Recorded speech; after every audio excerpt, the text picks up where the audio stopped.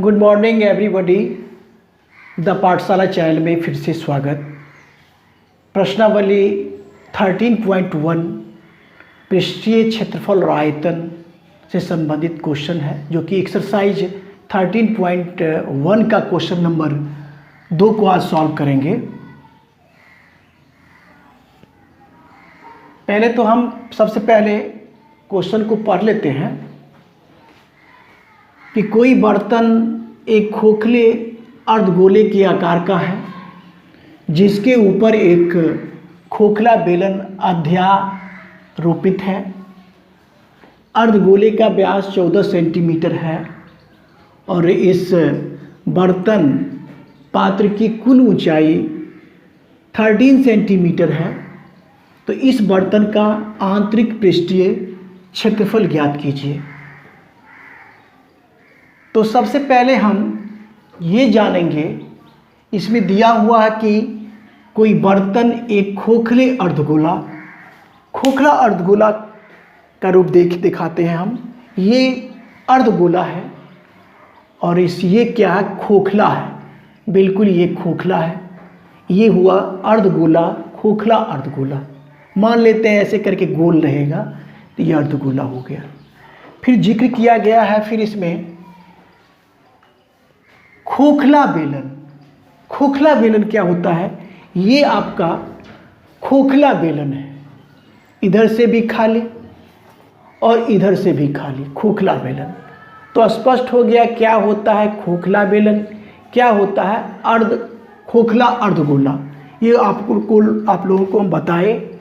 और इसमें दिया हुआ क्या स्थिति में क्या किया, ये अर्धगोला है। मान लिया जाए, ये स्थिति को देखा जाए तो आपका ये स्थिति बन रहा है। ये बेलन है, खोखला बेलन, जो कि ऐसे करके आप डाल सकते हैं, हाथ खोखला है। और ये नीचे में क्या है, अर्धगोला। देखते अर्धगोला पर अध्यारोपित है आपका ये बेलन, जो कि खोखला बेलन है, जिसमें आपका इसकी ऊंचाई, इसका जो व्यास दे दिया 14 सेंटीमीटर दे दिया गया है।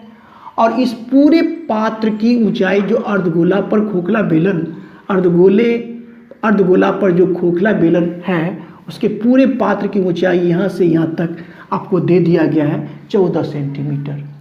तो पूछ क्या रहा इसमें जानकारी ले, इसमें क्या कर रहा है कि इस बर्तन के आंतरिक पृष्ठीय क्षेत्रफल ज्ञात कीजिए।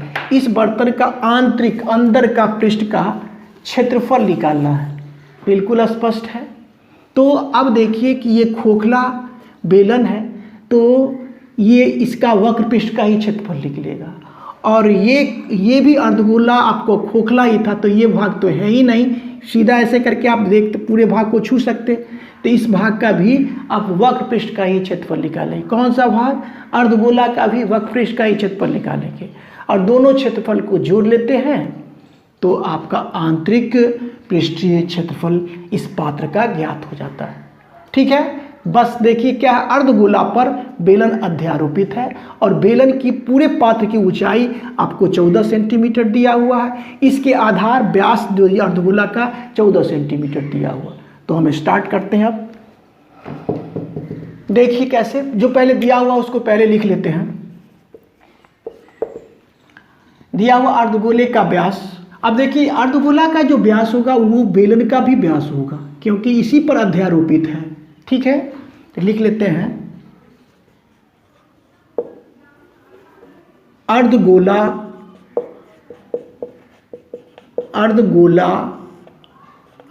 कर देते। अर्धगोले का व्यास d बराबर क्या लिख लेंगे, बेलन का व्यास d बराबर 14 सेंटीमीटर। यहाँ तक कोई दिक्कत नहीं, ये अलग है, फिगर अलग है। ठीक है, या d बराबर यहाँ पर कर लेते हैं बराबर 14 सेंटीमीटर। ठीक है, तो व्यास हो गया, तो इसका आधा क्या हो जाएगा, इसका आधा क्या होगा, त्रिज्या होगा। इसका आधा क्या होगा, त्रिज्या होगा, यानी दोनों का त्रिज्या 7 सेंटीमीटर हो जाएगा। तो लिखेंगे इसीलिए अर्धगोले की त्रिज्या, अर्धगोले की त्रिज्या हो जाएगा r, ठीक है, बराबर हो जाएगा आपका बेलन की त्रिज्या। r बराबर कितना, आधा हो जाएगा, व्यास का आधा त्रिज्या होता तो 7 सेंटीमीटर हो गया। यहां तक स्पष्ट है। अब देखिए कि इसमें देखना है कि बेलन का वक्र पृष्ठ का क्षेत्रफल हमको निकालना होगा। तो इसमें बेलन के वक्र पृष्ठ का क्षेत्रफल होता है 2 पाई आर एच, तो बेलन की ऊंचाई को भी मालूम करना पड़ेगा। तो देखिए पूरे पात्र की ऊंचाई आपको 14 सेंटीमीटर दिया, मतलब यहाँ से लेके और यहाँ तक का ऊंचाई आपको दे दिया 14 सेंटीमीटर। और ये नीचे में क्या है, अर्धगोला, तो अर्धगोला ये सेंटर हुआ और यहाँ से परिधि को टच करेगा तो ये त्रिज्या हो जाएगा, यानी त्रिज्या 7 सेंटीमीटर है, तो ये भी आपका कितना सेंटीमीटर होगा, 7 cm ही होगा ये भी। अब बात है कि यहाँ से यहाँ तक का 14 है तो 7 घट जाएगा, तो यहाँ से यहाँ तक बेलन की ऊंचाई निकल जाएगी, तो कितना हो जाएगा, यहाँ से लेकर के यहाँ तक इसका ऊंचाई जो हो जाएगा h बराबर 7 हट जाएगा, तो 7 हट जाएगा, कितना हो जाएगा, 7 हट जाएगा, कितना सेंट नहीं, देखिए एक बार कुल ऊंचाई दिया है 13 सेंटीमीटर, सॉरी यहाँ पर लिख लेंगे 13 cm। ये कितना सेंटीमीटर दिया हुआ, देखिए कुल ऊंचाई दिया हुआ 13 सेंटीमीटर, कुल ऊंचाई पात्र की तो 13 सेंटीमीटर, तो 7 हट गया तो 6 cm ये हो जाएगा, यानी कि बेलन की ऊंचाई आपको निकल गया 6 सेंटीमीटर। लिख लेते हैं वही एक बार, बेलन की, ठीक है, बेलन की ऊंचाई h बराबर 6 सेंटीमीटर। अब जितना जो कुछ दिया हुआ था हम उसको मालूम कर लिए। अब हमको निकालना क्या है, देखिए इसमें इस बर्तन का आंतरिक पृष्ठीय क्षेत्रफल, बर्तन का आंतरिक पृष्ठीय क्षेत्रफल ज्ञात करना है। तो क्या लिखेंगे, बर्तन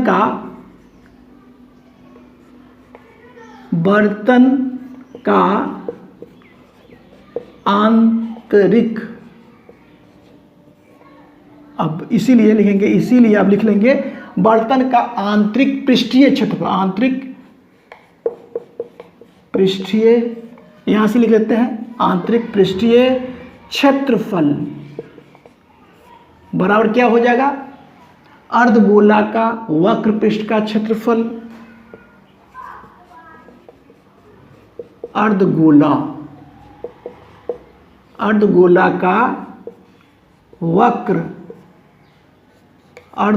का वक्र पृष्ठ का क्षेत्रफल, ठीक है, अर्धगोला का वक्र पृष्ठ का क्षेत्रफल प्लस बेलन का वक्र पृष्ठ का क्षेत्रफल, बेलन का वक्र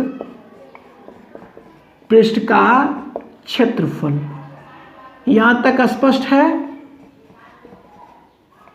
अब क्या करेंगे, अब लिखेंगे अर्धगोला का वक्र पृष्ठ का क्षेत्रफल बराबर, फॉर्मूला क्या होता है, तो 2 पाई आर स्क्वायर प्लस बेलन का वक्र पृष्ठ का क्षेत्रफल क्या होता है, तो 2 पाई आर एच। यहां तक एक बार देखिए। अब देखिए क्या करेंगे, जो दोनों में कॉमन आता है उसको लिख लेते हैं, 2 पाई आर यहाँ भी है, 2 पाई आर यहाँ भी है, तो यहाँ पर क्या लेंगे 2 पाई आर इंटू, यहाँ पर 2 आर है तो 1 आर रहेगा, अब प्लस 2 पाई आर, तो यहाँ पर h हो जाएगा यहाँ पर। यहाँ तक स्पष्ट। अब क्या करेंगे, सब में मान को रखेंगे तो क्या हो जाएगा, 2 गुना पाई का मान 22/7 रख लेंगे, और गुना आर कितना है, आर देखिए आप लिखे हैं यहाँ पे आर 7, तो 7 इंटू फिर आर 7 लिखना है, और प्लस एच में यानी बेलन की ऊंचाई 6, ठीक है, ऐसे घेर के, और इसको ऐसे बड़ी कोष्ठ से घेर के सेंटीमीटर में है और क्षेत्रफल है तो cm² हो जाएगा। यहाँ तक स्पष्ट है। देखिए अब क्या करना है, अब हम यहाँ पर लिख देते हैं, यहाँ से शेष भाग। अब देखिए यहाँ पर 7 से 7 कैलकुलेशन थोड़ा कर लेते हैं। 7 से 7 कैंसिल हो गया तो कितना हो गया, 22 दूना 44। कितना हो गया, 22 दूना, अब लिख सकते हैं 22 दूना 44। कौन सा 22 दूना, ये 22, अब मैं 2 से गुना किया, 22 दूना 44, और 7 में 6 जोड़ेंगे तो 13 हो जाएगा, यानी गुने कितना 13। ये यहाँ पर लिख देंगे cm², और इस दोनों को गुना करेंगे तो आपको आ जाएगा 572 cm²। यही आपका आंतरिक पृष्ठीय, जो ऐसे करके पृष्ठीय क्षेत्रफल हुआ, इसका क्षेत्रफल हो गया 572 cm²। इस प्रकार से ये सवाल सॉल्व हुआ। मेरा वीडियो अच्छा लगता है तो लाइक शेयर और सब्सक्राइब कीजिए। Thank you, take care.